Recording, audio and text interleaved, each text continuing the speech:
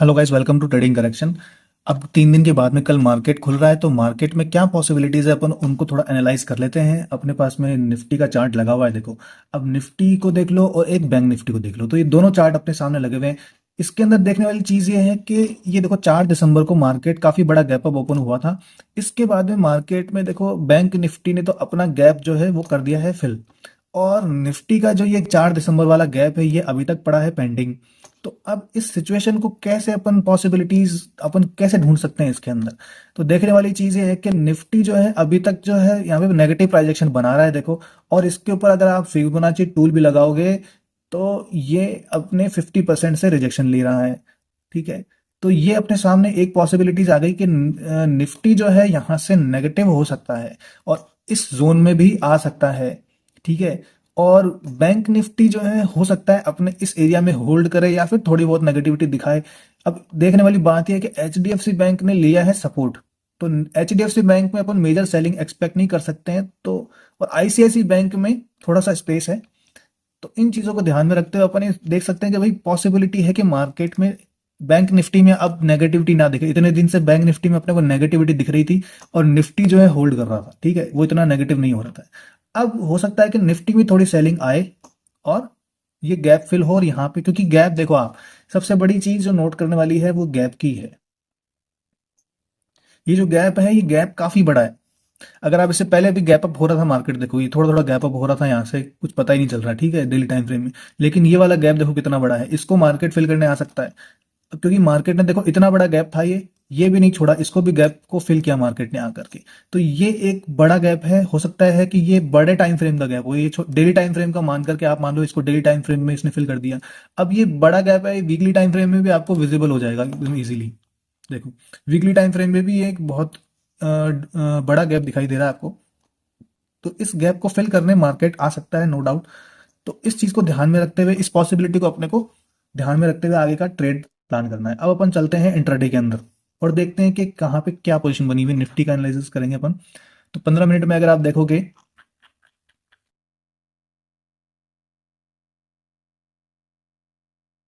देखो 15 मिनट में अपन देख रहे हैं कि यहाँ पे अपने जो जोन है, इंपॉर्टेंट इंपॉर्टेंट जोन था अपना ये।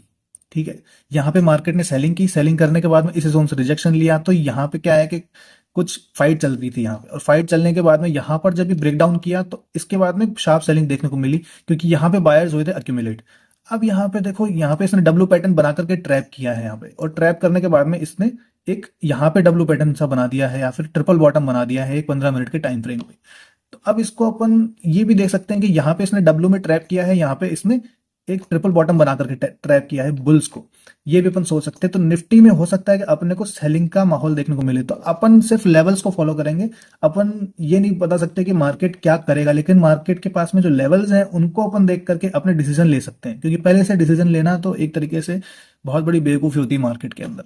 सबसे बड़ी बात है कि अपने पास में जो ये लेवल निकल के आ रहा है, अगर इसके ऊपर मार्केट वापस से प्राइसिंग बनाएगा तो अपन बुलिश ट्रेड ढूंढेंगे। अपना जो भी सेटअप है, जो भी आप सिस्टम फॉलो करते हो, उसके अंदर अपन बुलिश ट्रेड ढूंढेंगे। ये सेटअप अपना जो आ रहा है, ये देखो यहाँ पे ये स्विंग बना था और यहाँ पे ये क्लोजिंग आई थी। तो ये आप देख लेना कि 17 जनवरी की जो क्लोजिंग है, जो लो है, या फिर लास्ट की एक दो कैंडल है 15 मिनट की, उनकी नीचे के वेग देख लेना। और ये जो स्विंग बना है नेक्स्ट डे, जहां से मार्केट ने डायरेक्शन लिया, तो इसके बीच का जो गैप है ना, ये एक तो मार्क कर लेना। अगर इसके ऊपर निकलेगा मार्केट फिर से, तो अपने को बुलिश ट्रेड हो सकता है देखने को मिले। और नीचे की तरफ अभी मार्केट बेयर्स के कंट्रोल में ही है।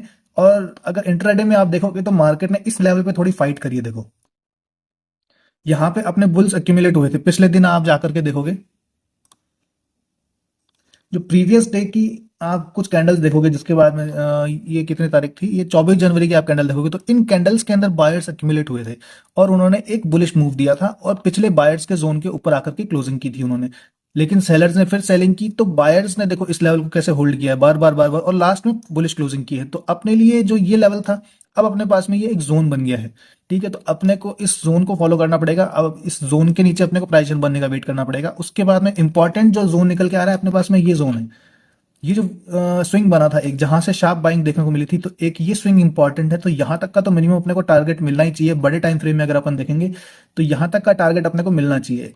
और अगर मार्केट को ये गैप फिल करना है तो मार्केट इस गैप फिल करने भी आ सकता है, तो उसके लिए अपने पास में स्टेप्स ये रहेंगे। तो फर्स्ट ये स्विंग हो गया, और फिर उसके बाद में ये स्विंग हो गया, तो इस स्विंग के अंदर अपन थोड़ा सा जोन जोन लगा लेंगे ये, ठीक है, क्योंकि यहाँ पर दो स्विंग बहुत पास पास में है, ये स्विंग और ये स्विंग, जिसमें ये स्विंग ज्यादा अपना टारगेट रहेगा, और नेक्स्ट अपने टारगेट के लिए जाने के लिए अपने को इसके नीचे बेरिश होना पड़ेगा, तब जाकर के अपन इस जो गैप है, गैप फिल को अपन आजकल पूरा नहीं लेना चाहिए। अपने को गैप फिल पूरा क्यों नहीं लेना चाहिए, क्योंकि मार्केट गैप फिल वालों को भी ट्रैप कर लेता है यहाँ पे।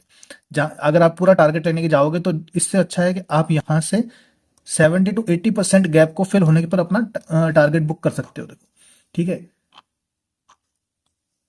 तो यहां से मार्केट अगर आएगा तो अपन इस जोन के आसपास में कुछ बुकिंग कर लेंगे, और अगर अपन इसके लेवल को देखेंगे तो ऐसे मान लो कि आप राउंड फिगर पकड़ लो 20,350 के आसपास आप बुकिंग कर सकते हैं इसके अंदर, क्योंकि उसके बाद में जो थोड़ा बहुत गैप रहेगा तो उसमें दिक्कत ये आ सकती है कि मार्केट राउंड जो फिगर है उससे घूम जाए, 350 का जो राउंड फिगर आ रहा है। तो इन चीज़ों को ध्यान में रखेंगे तो अपने को थोड़ी सी दिक्कत नहीं आएगी। इसी तरह के डिटेल्ड एनालिसिस के लिए चैनल को सब्सक्राइब करें, वीडियो को लाइक करें, और कमेंट करके बताएं कि आपको क्या लगता है कि मार्केट यहां से बुलिश होगा या बेरिश होगा, क्योंकि बैंक निफ्टी जो है इतने दिन से बेरिशनेस दिखा रहा था, और निफ्टी दिखा रहा था अपने को पॉजिटिविटी, थोड़ी सी पॉजिटिव स्ट्रक्चर बना रहा था इंट्राडे के अंदर। और अब बैंक निफ्टी में एचडीएफसी बैंक आ गया मेजर सपोर्ट पे, और निफ्टी के अंदर क्या है, रिलायंस को आप देखो, अपन रिलायंस को देख लेते हैं एक बार जाते जाते। रिलायंस को अपन डेली टाइम फ्रेम में देखते हैं एक बार। तो रिलायंस को अगर आप देखोगे तो ये जो रीसेंट ट्रेंड चल रहा है रिलायंस के अंदर, ये जो रीसेंट ट्रेंड चल रहा है मार्केट के अंदर रिलायंस के अंदर, तो यहाँ पे देखो गैप है, मार्केट इतना फॉल कर भी जाएगा, ये परसेंटेज वाइज अगर आप देखोगे डेली टाइम फ्रेम पर, तो ये 4 से 5% का करेक्शन कर भी देगा ना, तो भी ये अपने पॉजिटिव ट्रेंड के ऊपर ही रहेगा, तो एक पॉजिटिविटी इसकी रिलायंस से खत्म नहीं होगी। तो देखा जाए तो रिलायंस में अगर फॉल आएगा तो अपने निफ्टी के अंदर फॉल आएगा, और अपना जो बैंक निफ्टी है उसमें इतना इसका इम्पैक्ट आएगा नहीं। तो इन चीजों को ध्यान में रखते हुए अगर आप ट्रेड करोगे तो अपने को पॉसिबिलिटीज को ढूंढना है, क्या पॉसिबिलिटीज है मार्केट के अंदर। तो रिलायंस हो सकता है सपोर्ट ले और सपोर्ट लेकर के निकले, तो इतना होने के बाद भी मार्केट में नेगेटिविटी नहीं आएगी, रिलायंस के अंदर नेगेटिविटी नहीं आएगी, तो अभी अपने को थोड़ा सा सतर्क होना पड़ेगा, और इंट्राडे में थोड़ा फूक फूक के कदम रखना पड़ेगा, क्योंकि मार्केट में अभी हो सकता है कि मार्केट अपनी रेंज को बैंक निफ्टी होल्ड करे, ठीक है, और निफ्टी में अपने को थोड़ा हो सकता है मोमेंटम देखने को मिले। Thank you for watching the video guys.